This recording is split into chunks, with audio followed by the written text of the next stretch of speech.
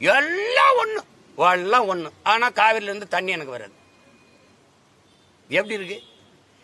ஒரே நாடுன்னா தேசப்பட்டு வந்துருமா? ஒரே தேர்தல், ஒரே வரி, ஒரே ரேஷன் கார்டு, இப்படி போட்டு சட்டத்தை போட்டா எனக்கு தேசப்பட்டு வந்துருமா தம்பி? நீங்க சொல்லுங்க தம்பி. முதல்ல இந்தியா ஒரே நாடா? இந்த கான்செப்டுக்கு வாங்க. ஒரே நாடா? 28 நாடு, 8 ஒன்றிய பிரதேசங்களின் ஐக்கியமா? இதான கேள்வி. இப்ப ஐயா மோடி வந்து அவருடைய ஆட்சி, ஐயா சந்திரபாபு நாயுடு, நிதிஷ்குமார் 2 பேர் தயவுல தானே இருக்குது. ஒருத்தர் விலகிட்டாரு. ஆட்சி கலையுமா கலையாதா? கலைஞ்சிரும். இப்ப பாராளுமன்றத்துக்கு மட்டுமா? மொத்த நாட்டையும், மாநிலங்கள் எல்லா கட்சியும் எல்லா ஆட்சியும் கலைச்சிட்டு மறுபடியும் மொத்தமா தேர்தல கேட்கறதுக்கு பதில் சொல்லுங்க. இப்போ எங்க ஐயா இறந்துட்டாங்க, ஈவி கேஸ். அந்த தொகுதிக்கு மட்டும் தேர்தலா? மொத்தமா கலைச்சிட்டு மொத்தமா தேர்தலா? இப்ப யாராவது உங்க மனசார்ந்த சொல்லி சொல்லுங்க, ஜெய் ஸ்ரீராம் கோஷம் போடுறாங்களா? ஏன்? மார்க்கெட் இல்ல. மார்க்கெட்ல அதை ஹீரோ வச்சு யார் நம்பி படம் எடுப்பா? இப்ப இல்ல, அவருக்கு இல்ல. கடவுளை உங்களுக்கு நீங்க கட்சி தலைவராக்கி பிள்ளையார பொதுச் செயலாளர் ஆக்கி வச்சிருந்தீங்க. நீங்க உங்க கட்சி ப்ராப்பர்ட்டி ஆக்கி வச்சிருந்தீங்க. இது மாதிரி கொடுமை உலகத்தில் இருக்கா தம்பி? பிஜேபிக்கு மட்டும்தான் ராமரா? பிஜேபிக்கு மட்டும்தான் பிள்ளையார், மத்தவனுக்கு இல்ல. அது பிஜேபி இருக்கிற மட்டும்தான் ராமர் படைச்சு காத்தாரு, மத்தவெல்லாம் விட்டு போயிட்டாரா? இல்ல எப்படி? நீ ஏன் கைவிட்டாப்போ? அந்த இடத்துல அகிலேஷன் ஒருத்தன் வந்தான், ஒரு தாழ்த்தப்பட்ட ஒரு மகனை தூக்கி பொது தொகுதியில போட்டு ஒரே அடி அடிச்சு தோக்கடிச்சுட்டு போயிட்டான். அதுக்கப்புறம் ஜெய் ஸ்ரீராம் முடிஞ்சு போச்சு. ஏன்னா மார்க்கெட் இல்ல அவருக்கு. இப்ப ராமரை சொல்லி அந்த இடத்துல ஓட்டு வாங்க முடியல. அவர் கோயில் கட்டின இடத்துல எவ்வளவு வழி இருந்தா ராமர் அந்த இடத்துல தோக்கடிப்பாரு. டே, என்னை வச்சு என்னோட தேட்டம் வெறுத்துட்டாப்ல. வெறுத்து இதே வேலையா திரியலான்னு ஒழிச்சு. இப்ப ஜெய் ஸ்ரீராம் கிடையாது, இப்ப ஜெய் பூரி ஜெகநாத், ஜெய் ஜெகநாத். தம்பி உதயநிதியே போடுறாப்ல. இது ஆண்டுதோறும் இந்த பிரச்சனை இருக்க, இந்த சிக்கலை தீர்க்க முடியல, ஒழிக்க முடியாது. ஒழிக்க ஒரே வழிதான், உங்களை ஒழிச்சிடறதா ஒரே வழி. வேற இடம் எப்படி ஒழிக்க முடியும்? பக்தியா பாக்குறேன். அவர் தானே தம்பி சனாதனத்தை எதிர்த்து வீழ்த்த போறவரு. அவரு புதுசு கிடையாது. ஐயா உட்கார்ந்து இருக்கும்போது, ஐயா கருணாநிதியா உட்கார்ந்து இருக்கும்போது, அவங்க குடும்பம் எல்லாம் நிற்கும் போது மொத்தமாவே ஐயர்கள்லாம் உட்கார்ந்து மந்திரம் சொன்னது, சமஸ்கிருத மந்திரம் சொன்னது இருக்கு. ஐயா ஸ்டாலின் அவர்களும் அம்மா துர்கா அவர்களும் நிற்கும் போது இவர்கள்லாம் சுத்தி மந்திரம் சொன்ன காணொலிகளே இருக்கு. அம்மாவே அவங்க பூஜையில தினம் சமஸ்கிருதத்துல மந்திரம் சொல்லுவோம்னு இருக்கு. எங்களுக்கு மந்திரம் தேவாரம், திருவாசகம், திருப்புகளை தாண்டி உங்களுக்கு தெரியும். உங்களுக்கு 12 திருமறைகளை தாண்டி எங்களுக்கு ஓதுறதுக்கு மந்திரம் வேணுமா? இல்ல, அதெல்லாம் ஒண்ணும் இல்ல. சொல்றதா வெளியில அப்படி சொல்லிக்கிறதா, அப்புறம் உள்ள அப்படி செஞ்சுக்கிறதா. நீங்க இந்த தேதியில இந்த நேரத்துல பதவி ஏற்கணும்னு பதவி ஏற்கிறவங்க கிட்ட போயிட்டு இதையெல்லாம் நீங்க பேசிட்டு இருந்தீங்கன்னா எப்படி? அவர் காலை கழுவி நீங்க தண்ணீரை தலையில தெளிச்சாதான் பதவி நீடிக்கும்னா குடங்குடமா கூட தண்ணீரை தெளிச்சுக்கிட்டு இருப்பாங்க. அதை போய் பேசிட்டு இருக்க வேண்டியது இல்ல, விடுங்க. அதை அவர் சனாதனத்தை ஒழிக்க முயற்சி செய்த போது அப்படின்னு நீங்க எடுத்துக்க. இயற்கைக்கு ஒரு கோபம் தங்கச்சி ஒண்ணுதானே. மது அருந்திட்டவன் நீ உந்த கட்டுப்பாட்டுகள் இருக்க மாட்டான். மதம் பிடிச்ச யானை, வெறி கொண்ட மிருகங்களை உங்களால் கட்டுப்படுத்த முடியுதா? அப்படி இயற்கை தாய்க்கு ஒரு கோபத்தை நீ உண்டு பண்ணிட்டீங்கன்னா வெறி கொண்டுருவா. அப்ப தன் பிள்ளைய யானை எப்படி பாகன்னு பார்க்காம தூக்கி போட்டு மிதிச்சுட்டு போகுதோ அப்படி மிதிச்சுட்டு போயிடுறான். அதுதான் இந்த மாதிரியான பேரிடர்கள். அதை சரி செஞ்சுக்கணும். இல்லைன்னா ஒவ்வொரு ஆண்டு வந்து அதிக மழை பொழியுது, வெள்ளம் வருது, சேதம் வருதுன்னா வரதான் செய்யும்.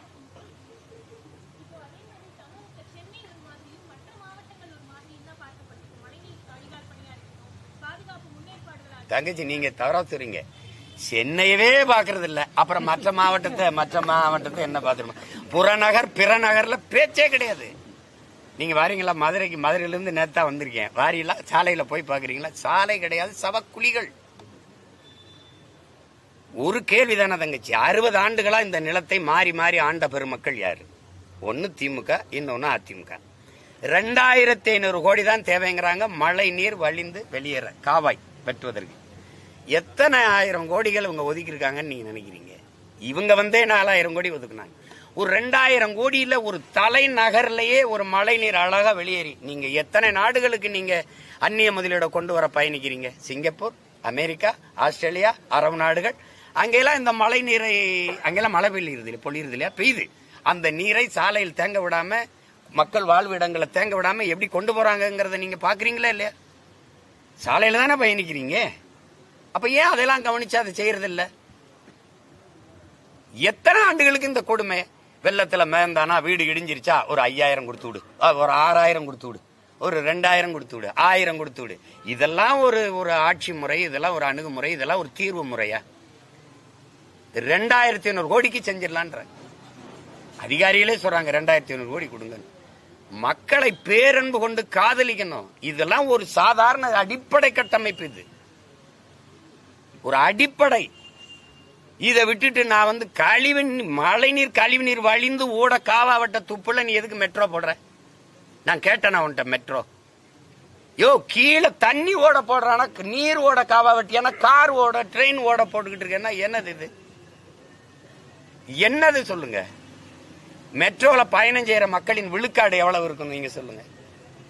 எல்லார் வீட்லயும் கார் இருக்கு. அது போக அரசு போக்குவரத்து இருக்கு. அது போக தொடர் வண்டி, ஏற்கனவே ட்ரெயின் இருக்கு. அது போக தானி இருக்கு. இப்ப அதுவும் இல்லாம மோட்டர் பைக்கிலேயே ஆட்டோ மாதிரி போய் இறக்கி விடுறது எல்லாம் வந்துட்டு. இப்ப இந்த மெட்ரோல எத்தனை பேர் போறான்? இதுவரை 62,000 கோடி ஒதுக்கியிருக்கேங்கிறீங்க. 2,500 கோடிக்கு இந்த தண்ணி ஓடி போய் ஒரு விடுப்பா அப்படின்னா இந்த மாதிரி ஆட்சி எங்க பாத்திருக்கீங்களா தங்கச்சி? மக்கள் குடியிருக்கிறதுக்கு ஏதாவது ஏரி குளங்களை ஆக்கிரமிச்சா ஆக்கிரமிப்பு இடிக்கிற நீ பள்ளிக்கரணை ஏரிய குப்பையை கொட்டி ஆக்கிரமிச்சிருக்கிய. உன்னை என்ன வச்சு இடிக்கலாம்? புல்டோசர் வச்சு இடிக்கலாமா?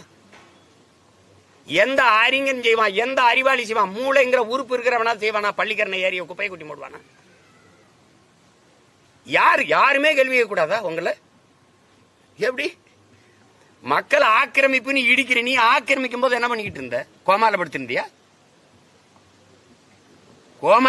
என்ன பண்ண? அவனுக்கு பிளாட் போட்டு வித்தது யாரு? அவனுக்கு வீடு கட்ட அனுமதிச்சது யாரு?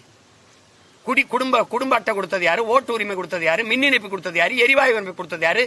இந்த சாலை போட்டு கொடுத்தது யாரு? இதெல்லாம் கொடுத்தது அரசு தானே. அப்ப திடீர்னு 60 ஆண்டு கழிச்சு ஆக்கிரமிப்புன்னு உனக்கு தெரியுதா? மழை இங்க இருந்து ஓடி போய் ஒரு இடத்துல தேங்குறதுக்கு 10 ஏக்கர் 2 ஏக்கர் 3 ஏக்கர் 4 ஏக்கர் 5 ஏக்கர்ல நீர் தேக்கங்களை குட்டையா வெட்டி நீரை கொண்டு சேமிக்க முடியாதா? இதை செஞ்சிருக்க முடியாதா? நீங்க என்னோட வாங்க. இருந்த கோயில் குளங்களை இவங்க மீன் குட்டை மாதிரி மீன் வளர்க்குற தொட்டி மாதிரி கட்டி வச்சிருக்காங்களா இல்லையா? இப்படி போங்க, இந்த பக்கத்துல இருக்குது அந்த கோயில் குளம் எப்படி இருந்தது? நீ என்ன பண்ணி வச்சிருக்க? நீ என்ன பண்ணி வச்சிருக்க? சுத்தி சிமெண்ட போட்டு தொட்டி வச்சிருக்க நீச்சல் குளம் மாதிரி. ஒரு நீர் மேலாண்மைங்கிறது நீ புதுசாக கண்டுபிடிக்க வேண்டியதில்லை. பரம்பரையா பல ஆயிரம் ஆண்டுகளா என் முன்னோர்கள் செஞ்சு வச்சதை நீங்க கடைப்பிடி. சென்னை ஒரு நீர் தேக்கம். சென்னையே ஒரு ஏரி நகர். வேளச்சேரி, செம்மஞ்சேரி, கண்ணகி நகர், கல்லுக்குட்டை, பழவந்தாங்கல், பீக்கங்கரணை, பள்ளிக்கரணை, கரணை என்றாலும் ஏந்தல் என்றாலும் தாங்கல் என்றாலும் சேரி என்றாலும் அது ஏரியத்தான் சேரிங்கிற நீ. வெள்ளத்து ஏரிய வெள்ளச்சேரின்ற நீ. இதெல்லாம் நீர் தேக்கம். நீரின்றி அமையாது உலகன்னு சொன்னவனுக்கு நீ வள்ளுவர் கோட்டம்னு ஒண்ணு கட்டி வச்சிருக்க. எங்க?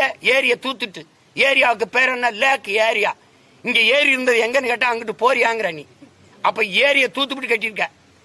இது ஆக்கிரமிப்பு. இதை இடின்னு சொல்ற நீதிமன்றங்கள் எல்லாமே ஏரியில கட்டியிருக்கு. யார் என்கிட்ட பேசுவா? இப்ப நான் கூட ஒரு வழக்கு தொடுக்க போறேன். இந்த நீதிமன்றம் ஏரியில கட்டப்பட்டிருக்கு, இது ஆக்கிரமிப்பு, இடிங்கன்னு உத்தரவு போடுங்கன்னு கேட்க போறேன். திருவள்ளூர்ல ஒரு நீதிமன்றம் இருக்கு தங்கச்சி, அது ஏரியில கட்டப்பட்டிருக்கு. மதுரையில உயர் நீதிமன்ற கிளை இருக்கு, அது ஏரியில கட்டப்பட்டிருக்கு. எப்படி? MMDA காலனி இருக்குல்ல, MMDA குடியிருப்பு எதுல கட்டப்பட்டிருக்கு? அரசு அலுவலகங்கள் அத்தனையும் ஏரியில கட்டப்பட்டிருக்கு, நீர் தேக்கங்கள்ல கட்டப்பட்டிருக்கு. பள்ளிக்கரணையில குப்பை கொட்டப்படுது. இதெல்லாம் அப்புறம் தண்ணி தேங்கிருக்கு. நீ நீர் தேங்குற இடத்துல, நீர் ஓடுற இடத்துல நீ வீடை கட்டிடுவ. அப்புறம் அது வீட்டுக்குள்ள தானே வரும். என்னை மாதிரி ரோட்ல நின்று போராட முடியல. அதுக்கு போராடுறதுக்கு ஒரு வழிதான் இருக்கு. வீட்டுக்குள்ள போய் வெள்ளப்பட நாய் எங்குது, அவ்வளவுதான். நீ அது ஓடுற இடத்துல நீ போய் எதுக்கு ஆக்கிரமிப்பு பண்ற? நீர் ஓடுற இடத்துல ரோட போட்டு காரை விட்டோம்னா அதுக்கு வழி இல்லாம வீட்டுக்குள்ள போகுது. மழை நீர் வரும்போது அதை சேமிச்சு வைக்கிறதுக்கு இருக்கா? ஏரி குளங்கள் தூர்வாரப்பட்டு, இப்ப வேல்முருகன் ரத்தம் சொல்லும்போது கூட அந்த ஏரி தூர்வாரப்படலாம், அங்க நீர் தேக்கம் தூந்து போச்சுன்னு. நீங்க எங்க பாட்டனார் கட்டின வீரநாராயண ஏரி 16 கிலோமீட்டர் தங்கச்சி. என் ஊர் ராமேஸ்வரத்துல தலைமன்னாருக்கு 16 கிலோமீட்டர் தான் கடலை. அப்ப ஒரு சின்ன கடலை வெட்டியிருக்கான். அதை தூர்வாரின்னு ஏன்டா கடலூர் மிதக்குது? ஆண்டுதோறும் மழை பொழிவு அதிகமா வருது, பள்ள நிலமா இருக்கு, தாழ் நிலமா இருக்கு. அங்க அந்த நீரை கொண்டு அந்த 16 கிலோமீட்டர்ல தேக்குனா அங்கிருந்து பெரு குழாய் மூலமா எனக்கு காவிரி பகுதிக்கு இந்த தஞ்சை வேளாண்குடி மக்களுக்கு கொண்டு ஊத்திட முடியாதா? காவிரி டெல்டா பகுதிக்கு எதுக்கு நான் கர்நாடகாவில் 150 TMCக்கு கையேந்தனும்? 16 கிலோமீட்டர் கடலை வெட்டி வச்சுட்டு போயிருக்கான். அது தூந்து போச்சு. எதையுமே தொலைநோக்கா சிந்திக்கிறது இல்ல, ஆளை பாக்குறது இல்ல. மக்களுக்கு இது ஒவ்வொரு ஆண்டும் தம்பி உதயநிதியே போடுறாப்ல, இது வரும் ஆண்டுதோறும் இந்த பிரச்சனை இருக்க, இந்த சிக்கலை தீர்க்க முடியல, ஒழிக்க முடியாது. ஒழிக்க ஒரே வழிதான், உங்களை ஒழிச்சிடறதா ஒரே வழி. வேற இடம் எப்படி ஒழிக்க முடியும்? ஒரு 5 ஆண்டு என்கிட்ட ஆட்சியை கொடுங்க, இந்த மாதிரி நீர் தேங்குதுன்னா என்ன சொல்லுங்க, இறங்கி போயிடுறேன், ஆட்சி எடுக்க சார் என்னால் முடியலங்க மன்னிச்சுக்கிறேங்கன்ட்டு. வேக வேகமா தோண்டிங்க, ஆட்சிக்கு வந்தோன்னா 4000 கோடி ஒப்பந்தம்ன்றீங்க. தோண்டினீங்க சும்மா சொல்லல, தோண்டினீங்க. என்ன பண்ணீங்க? ராத்திரியில் நாங்கள் தூங்கும் போது மூடிட்டு போயிட்டீங்க. எங்க அந்த காவாயில என்ன இது? இதெல்லாம் கொடுமை தங்கச்சி, இதை பேசாதீங்க, கோமாயிரும். வேற ஏதாவது கேளுங்க. அதை நான் வேடிக்கையா பாக்குறேன். இதை சொல்லுவாங்க, இது வேடிக்கை வினோத நிகழ்ச்சி அப்படின்னு வானொலி தொலைக்காட்சியில் போடுவாங்க. அப்படிதான் அண்ணன் பாக்குறேன். தம்பி, இதெல்லாம் ஒரு அடிப்படையில தேச ஒற்றுமையை சீர்குலைக்கிற ஒரு முயற்சி தான். ஒரே நாடு, ஒரே ரேஷன் கார்டு, ஒரே வரி, ஒரே கல்விக் கொள்கை, ஒரே இப்ப பாருங்க மருத்துவத்தின் தரமைத்து ஒரே சுகாதார திட்டம்ங்கிறாரு. செத்து போன மனைவியை தூக்கிட்டு போக உயிர்காக்க உறுதி, அவசர உறுதி இல்லாம சைக்கிள் முன்குள்ளுக்கு ஹாண்ட்பார்ல கட்டி வச்சு போயிட்டு இருக்கான், தோல் தூக்கி போயிட்டு இருக்கான். காட்டுல ஆத்தாவுக்கு முடியல, முதல் மகனும் இளைய மகனும் நடுவால ஒரு கட்டையை போட்டு தொட்டியில கட்டி தூக்கிட்டு போயிட்டு ஆஸ்பத்திரிக்கு. என்ன மருத்துவ தரம் இருக்குது இதுல? நீங்க ஒரே சுகாதார திட்டம், எல்லாம் ஒண்ணு. ஆனா காவிரில இருந்து தண்ணி எனக்கு வராது. எப்படி இருக்கு? ஒரே நாடுன்னா தேசப்பட்டு வந்துருமா? ஒரே தேர்தல், ஒரே வரி, ஒரே ரேஷன் கார்டு, இப்படி போட்டு சட்டத்தை போட்டா எனக்கு தேசப்பட்டு வந்துருமா? தம்பி நீங்க சொல்லுங்க தம்பி. முதல்ல இந்தியா ஒரே நாடா? இந்த கான்செப்டுக்கு வாங்க. ஒரே நாடா? 28 நாடு, 8 ஒன்றிய பிரதேசங்களின் ஐக்கியமா? இதான கேள்வி. India that is Bharat shall be a union of states தானே. மாநிலங்கள் அவைதானே, மாநிலங்களின் அவைதானே. ஆல் இந்தியா ரேடியோ தானே. ரேடியோ இல்லையே, இந்திய ரேடியோ, ஆல் இந்தியா. அப்ப அந்த ஆல் இந்தியா எந்த இந்தியா? இது என் நாடு, அது அவர் நாடு, அவர் நாடு. நாங்கள் தமிழர்கள், அவர்கள் தெலுங்கர்கள், அவர்கள் மலையாளிகள், அவர்கள் கன்னடர்கள், அவர் குஜராத்தி, அவர் பீகாரி, அவர் மராட்டியர், எல்லாரும் சேர்ந்து இந்திய நாட்டின் குடிமக்களாக நாங்கள் ஒருங்கிணைந்து வாழ்றோம். அதனாலதான் அது ஒன்றியம்ங்கிறோம். இது ஒரு ஐக்கியம். அது யுனைடெட் ஸ்டேட் ஆஃப் அமெரிக்கா, அது யுனைடெட் கிங்டம், அது ஐரோப்பிய யூனியன், அது மாதிரி யுனைடெட் ஸ்டேட் ஆஃப் இந்தியா. அது ஸ்டேட்னு வராம யூனியன் ஆஃப் ஸ்டேட்ஸ் மாத்திட்டேன், யூனியன் மாத்தி விட்டேன். அதானே? அப்ப ஒரே நாடு, ஒரே ரேஷன் கார்டு, ஒரே தேர்தல். எப்படி ஒரே தேர்தல் நடத்துவ நீ? இது கேள்வி, தர்க்கத்துக்கு இதை எடுத்து வைக்கணுங்க. அது தேர்தல், ஒரே தேர்தல் தம்பி, ஒரே தேர்தல். இப்ப நம்ம இப்படி கேட்போம், தமிழ்நாட்டில் 39 தொகுதியும், புதுச்சேரியில ஒரு தொகுதியும், 40 தொகுதி உள்ளிட்ட ஒரே கட்டத்தில் தேர்தலை நடத்தின பெருமக்கள் நீங்க. வட மாநிலங்கள்ல முழுக்க 13 கட்டம், அசாம்ல அந்த 4 கட்டம், மேற்கு வங்கத்தில் 13, இப்படி ஒவ்வொரு மாநிலத்திலையும் 13 கட்டம், 14 கட்டம், 10 கட்டமா தேர்தலை பிரிச்சு நடத்தினது ஏன்? ஒரே கட்டமா ஒரு தேர்தலை, நாடாளுமன்ற தேர்தலை நடத்த முடியாது. நீங்க ஒரே நாடு ஒரே தேர்தல், அதனால வர்ற லாபம் நட்டங்களை, லாபத்தை சொல்லு, மக்களுக்கான நன்மை ஒண்ணு சொல்லுங்க.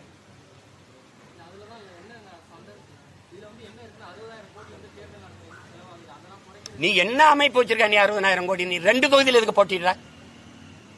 2 தொகுதியில் எதுக்கு போட்டிடுற? நீ ஒண்ணு மக்களை நம்மளையா, ஒன்னே நம்மளையா? தண்ட செலவு தானே. நீ அப்புறம் ஒரு தொகுதி, நீ ஒரு பதவியில் இருக்கும்போது இன்னொரு பதவிக்கு எதுக்கு போட்டிடுற? எம்எல்ஏவா இருக்கும்போது எம்பி எதுக்கு போற? அதெல்லாம் எப்படி? இப்ப ஈரோடுல இடைத்தேர்தல் வருமா வராதா? வரும். இப்ப என்ன பண்ணணும்? அமைப்பு மாற்றம், அடிப்படை அமைப்பு மாற்றம்னா இந்த சிஸ்டர் ராங்கா இருக்கு, சேஞ்ச் பண்ணணும்னு சொல்றாங்கல்ல, அது என்னது? இப்ப ஐயா ஈவி.கே. இளங்கோவன் முதல் இடத்துல வந்தாரா? 1,30,000 வாக்குனே வச்சுக்கிறோம், தோராயம் வச்சுக்கிறோம். 2வது வாக்கு வாங்கினவன் ஒருத்தர் வந்திருக்காருல்ல, அவர் 1,00,000 வாக்கு வாங்கியிருக்காரா? 1,00,000 பேர் அவர் மேல நம்பிக்கை போட்டு வாக்கு செலுத்திருக்கான்ல. இப்ப இல்லைன்னா என்ன பண்ணும்? 2வது வந்த இவரை இடைக்காலத்தில் இருக்கிற ஓராண்டு அல்லது 2 ஆண்டு சட்டமன்ற உறுப்பினர் இருந்து மக்கள் பணி செய்வார். அவ்வளவுதானே. செலவு மிச்சம், நேரம் மிச்சம், வலுக்கட்டாயம் ஒரு தேர்தல் திணிப்பு இல்ல. அப்படித்தானே மாத்திக்கிறோம். நீங்க இதுல எல்லாம் செலவு எப்படி செலவாகும்? இந்த தேர்தலுக்குன்னு ஒதுக்குற நிதியை தானே செலவு பண்ணுவீங்க. அது போக தனியா செலவு பண்றீங்களா? எப்படி? இப்படி கேட்போம். இப்ப ஐயா மோடி அவருடைய ஆட்சி, ஐயா சந்திரபாபு நாயுடு, நிதிஷ்குமார் 2 பேர் தயவுல தானே இருக்குது. ஒருத்தர் விலகிட்டாரு, ஆட்சி கலையுமா கலையாதான்? கலைஞ்சிரும். இப்ப பாராளுமன்றத்துக்கு மட்டுமா? மொத்த நாட்டையும், மாநிலங்கள் எல்லா கட்சியும், எல்லா ஆட்சியும் கலைச்சிட்டு மறுபடியும் மொத்தமா தேர்தல கேட்கறதுக்கு பதில் சொல்லுங்க. இப்போ எங்க ஐயா இறந்துட்டாங்க, ஈவி.கே. அந்த தொகுதிக்கு மட்டும் தேர்தலா, மொத்தமா கலைச்சிட்டு மொத்தமா தேர்தலா? இது தேவையில்லை தம்பி, தேவையில்லை. அண்ணன் திருப்பதி சொல்ற வேலையே இல்லாத தையல்காரர் என்ன பண்ணுவாரு? சும்மா தானே இருக்க, யானைக்கு டவுசர் தப்பம்னு தப்பாரு அவரு. அந்த கதையா நீ உனக்கு எதை பத்தி கவலை இருக்கு? உனக்கு நீ எதை பத்தி கவலைப்பட்டிருக்க? நீ ராமர் கோயிலை கட்டிக்கிட்டு கொஞ்ச நாள் அழுத, கட்டி முடிச்சாச்சு, அதே முழுக்க கட்டில ஒழுகுது. இருந்ததாவது நல்லா இருந்தது. இப்ப ஒழுகுது. உள்ள இருக்க குருமார்கள்லாம் கத்துறாங்க, என்னையோ ஒழுகுதியான்னு. முழுக்க முடிக்கல, மேல செட்டை போட்டு அப்படி திறந்து விட்டு போயிட்டீங்க. இப்ப யாராவது உங்க மனசார்ந்த சொல்லுங்க, ஜெய் ஸ்ரீராம் கோஷம் போடுறாங்களா? ஏன்? மார்க்கெட் இல்ல. மார்க்கெட் இல்லாத ஹீரோ வச்சு யார் நம்பி படம் எடுப்பா? இப்ப இல்ல, அவருக்கு இல்ல. கடவுளை உங்களுக்கு நீங்க கட்சி தலைவராக்கி பிள்ளையார பொதுச் செயலாளர் ஆக்கி வச்சிருந்தீங்க. நீங்க உங்க கட்சி ப்ராப்பர்ட்டி ஆக்கி வச்சிருந்தீங்க. இது மாதிரி கொடுமை உலகத்தில் இருக்கா தம்பி? பிஜேபிக்கு மட்டும்தான் ராமரா? பிஜேபிக்கு மட்டும்தான் பிள்ளையார், மத்தவனுக்கு இல்ல. அது பிஜேபி இருக்கிற மட்டும்தான் ராமர் படைச்சு காத்தாரு, மத்தவெல்லாம் விட்டு போயிட்டாரா? இல்ல எப்படி? நீ ஏன் கைவிட்டாப்போ? அந்த இடத்துல அகிலேஷன் ஒருத்தன் வந்தான், ஒரு தாழ்த்தப்பட்ட ஒரு மகனை தூக்கி பொது தொகுதியில போட்டு ஒரே அடி அடிச்சு தோக்கடிச்சுட்டு போயிட்டான். அதுக்கப்புறம் ஜெய் ஸ்ரீராம் முடிஞ்சு போச்சு. ஏன்னா மார்க்கெட் இல்ல அவருக்கு. இப்ப ராமரை சொல்லி அந்த இடத்துல ஓட்டு வாங்க முடியல. அவர் கோயில் கட்டின இடத்துல எவ்வளவு வழி இருந்தா ராமர் அந்த இடத்துல தோக்கடிப்பாரு. டே, என்னை வச்சு என்னோட தேட்டம் வெறுத்துட்டாப்ல. வெறுத்து இதே வேலையா திரியலான்னு ஒழிச்சு. இப்ப ஜெய் ஸ்ரீராம் கிடையாது, இப்ப ஜெய் பூரி ஜெகநாத், ஜெய் ஜெகநாத். திடீர்னு இங்க வர்றது வேலை தூக்குறது, திடீர்னு அங்க வர்றது ஐயப்பனை தூக்குறது. இதுவா தம்பி? கோயிலை விட்டு வாங்க குடிசைக்கு. சாதி மதத்தை பேசி, சாமியை பத்தி பேசி, பூமியை பத்தி கவலைப்படாதான் இவ்வளவு பிரச்சனை. பருவநிலை மாற்றம், புவி வெப்பம், இதெல்லாம் எங்க இருந்து வருது? நீ கிளீன் இந்தியா கொண்டு வந்த, கிரீன் இந்தியா ஏன் கொண்டு வரல? நீங்க ஏன் கொண்டு வரல? கிளீன் இந்தியால எல்லாம் கிளீன் ஆயிடுச்சா தம்பி? பிரதமர் பேசுறாரு தம்பி, பிளாஸ்டிக் இல்லாத நாட்டை நம்ம உருவாக்கணும்னு. அதை நாங்க பேசலாம், நீங்க செய்யணும். செயல்படுத்தல இடத்துல இருக்கிற ஒருத்தரும் நம்மள மாதிரி பேசிக்க கூடாதுல்ல. இப்ப இவங்க எல்லாம் பேசுவாங்கல்ல, மத்திய அரசுங்களுக்கு நிதி தர மாட்டேங்குது, அதனால வாத்தியார்களுக்கு எல்லாம் சம்பளம் கொடுக்கலன்னு. இந்த புலம்புற வேலை அதிகாரத்தில் இல்லாத நாங்க செய்யறது, போராடி பெற்று தர வேண்டிய வேலை செய்யறது அதிகாரத்திற்கு நீங்க செய்யறது. 40 நாடாளுமன்ற உறுப்பினரை வச்சுக்கிட்டு எங்களை இதுல இந்த சிறி பிஎம் திட்டத்துல பள்ளி திட்டத்துல கையெழுத்து போட சொல்லுது, இல்லைன்னா காசு தர மாட்டேங்குது. எங்க கிட்ட சொல்லக்கூடாது, அங்க சண்டை போட்டு வாங்கணும். அந்த மாதிரி இந்த ஒரு நாடு ஒரு தேர்தலாம் தேவையற்ற வேலை தம்பி. அதனால என்ன, 60,000 கோடி மிச்சம். அவ்வளவு நேர்மையான ஆட்சியாளர்களா நீங்க? அவ்வளவு சிக்கனமா செலவு பண்ணி கொண்டு போறீங்களா நீங்க? சொல்லுங்க. ஒரு கேள்விதானே, சரக்கு மற்றும் சேவை வரியால் ஒரு ஆண்டுக்கு எவ்வளவு வருவாய் பெருக்கம் வருது? நிதிநிலை அறிக்கையில காட்டுங்க. நாடெங்கிலும் பெறப்பட்ட சரக்கு மற்றும் சேவை வரி, ஜிஎஸ்டி வரியால இவ்வளவு வருவாய் பெருக்கம் வருதா நாட்டுக்கு? இந்த வரி வருவாய் மக்களுக்கு இப்படி இப்படி இவ்வளவு நலத்திட்டங்களா பிரிச்சு கையளிக்கப்படுது அப்படின்னு ஒண்ணு காட்டுங்க. இந்தியாவிலே அதிக வரி கட்டுறவன் மகாராஷ்டிரா, 2வது நான். எனக்கு பேரிடர் காலங்கள்ல கூட நான் பிச்சை எடுக்க கொண்டிருக்கேன். எங்க முதல்வர் கடிதமா எழுதுறாரு, இதுக்கு ஒரு நிவாரணம் கொடுங்க, 1000 கோடி கொடுங்க, உடனடியா 2000 கோடி கொடுங்க. என் காசை உனக்கு கொடுத்துட்டு அப்புறம் திருப்பி நாங்க ஏந்தி பிச்சை எடுக்கணும். என் வரியை எடுத்து வச்சுக்கிறாரு இவரு, அப்புறம் நான் கேட்டா கொடுப்பாரு. என்ன கவர்மெண்டா கந்து வெட்டியா? என் வரியை நீ வச்சுக்கிட்டு நான் கேட்கும் போது கொடுப்பேன் அப்படின்னா எதுக்கு? நீ உனக்கு வேலை இல்லாத வேலையா? எப்படி இருக்கு? என் வரி என்கிட்ட இருக்கட்டுமே, எனக்கு வேண்டிய நிர்வாகத்தை நானே செஞ்சுக்கிறேனே. சாக போற நேர்மையில கூட நீ எனக்கு உரிய தொகையை கொடுத்து என்னை காப்பாற்ற வர மாட்டேங்கிற. ஆனா தேர்தல் வந்தா 13 முறை வர்றாரு பிரதமர், இப்ப ஏன் ஒரு முறை கூட வரல? இதே குஜராத்தா இருக்கட்டும், இதே பீகாரா இருக்கட்டும், சொல்லுங்க, இதே மகாராஷ்டிராவா இருக்கட்டும், ராஜஸ்தானா இருக்கட்டும், எத்தனை முறை போயிருப்பாரு?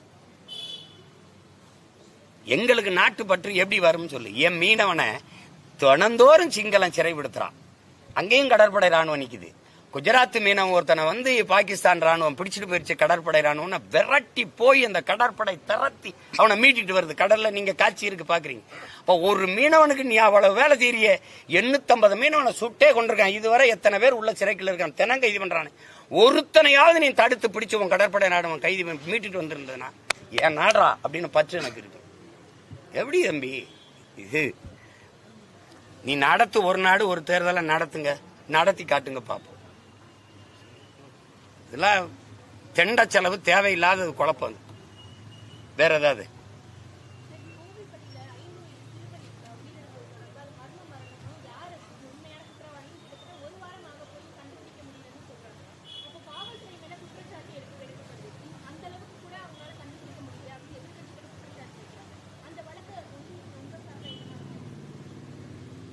இல்ல முடியல அப்படிங்கறது எப்படி? இப்ப பல வழக்குகள் அப்படித்தான் இருக்குது. இப்ப இது மட்டும் இல்ல, ஒரு 5 வயசு குழந்தைன்னு சொல்றீங்க. இந்த பொள்ளாச்சி இதுல கூட்டு பாலியல் வன்கொடுமை நிகழ்ந்தது, அது என்னாச்சு? தூத்துக்குடி துப்பாக்கி சூட்டுக்கு உடனடியாக நீதி வழங்குவீங்க, அது என்னாச்சு? தங்கச்சி ஸ்ரீமதி இறந்ததுக்கு ஒரு தீர்மானம் போட்டு ஒரு நீதிபதிகள் விசாரணை குழு போட்டீங்க, அது என்னாச்சு? இப்படி எல்லாமே கடப்பில் போடப்படும். கொஞ்ச நாள் கழிச்சு நகர்த்தி விடப்படும். அந்த பிரச்சனையிலிருந்து நீங்க அடுத்த ஒரு பிரச்சனை வரும்போது அங்க நகர்ந்துருவீங்க. இப்ப எல்லாரும் என்ன இருந்தாலும் இந்த வெள்ளத்தை பத்தி தான் பேசுவோம். இது வடிஞ்ச பிறகு வேற ஒரு பிரச்சனை வரும், இதை மறந்துடுவோம். இப்ப இது கொஞ்ச நாள் விட்டு இதை மறந்துடுவோம். அப்படி இது கடத்தி விடுறதா தான் இருக்கு. இவ்வளவு பெரிய காவல் கட்டமைப்பால ஒரு கொலையாளியை கண்டுபிடிக்க முடியலையா என்ன? இப்ப நீங்க பல்லடத்துல ஒரு குடும்பத்துல உறங்கும் போது 3 பேர் அப்பா மகன் அம்மாவை கொண்டு விட்டான். அவனை கண்டுபிடிக்க முடியலையா என்ன? சொல்லுங்க, கண்டுபிடிக்க முடியல. அந்த நாடையே கண்காணிப்பு கருவியால நிறைக்க ஒரு 500 கோடி தான் மொத்தமாகும். செய்ய முடியாதா?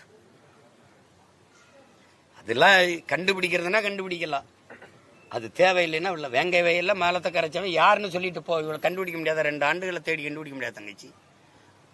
ஒரு சிற்றூர் மொத்தம் எத்தனை வீடு இருக்கும்? ஒரு கிராமம்னா 300-400 வீடு இருக்கும். சுற்றி இருக்கிற கிராமம்னா 300-400 வீடு.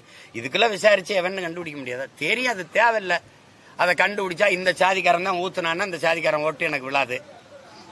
விளங்குதல உங்களுக்கு? அதுதான் பிரச்சனை இங்க. அதுதான் சொல்றது, இது வாக்கு அரசியல் தான், மக்கள் அரசியல் கிடையாது. அதை பத்தி பேசி பயன் இல்லை.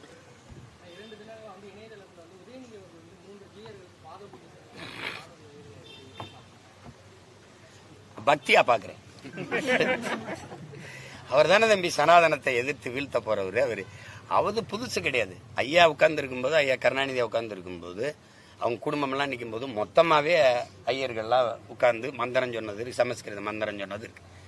ஐயா ஸ்டாலின் அவர்களும் அம்மா துர்கா அவர்களும் நிற்கும் போது இவர்கள்லாம் சுத்தி மந்திரம் சொன்ன காணொலிகளே இருக்கு. அது அம்மாவே அவங்க பூஜையில தினம் சமஸ்கிருதத்துல மந்திரம் சொல்லுவோம்னு இருக்கு. எங்களுக்கு மந்திரம் தேவாரம், திருவாசகம், திருப்புகளை தாண்டி உங்களுக்கு தெரியும். உங்களுக்கு 12 திருமறைகளை தாண்டி எங்களுக்கு ஓதுறதுக்கு மந்திரம் வேணுமா? இல்லை, அதெல்லாம் ஒன்றும் இல்லை. சொல்றதா வெளியில அப்படி சொல்லிக்கிறதா, அப்புறம் உள்ள அப்படி செஞ்சுக்கிறதா. நீங்க இந்த தேதியில இந்த நேரத்துல பதவி ஏற்கணும்னு பதவி ஏற்கிறவங்க கிட்ட போயிட்டு இதையெல்லாம் நீங்க பேசிட்டு இருந்தீங்கன்னா எப்படி?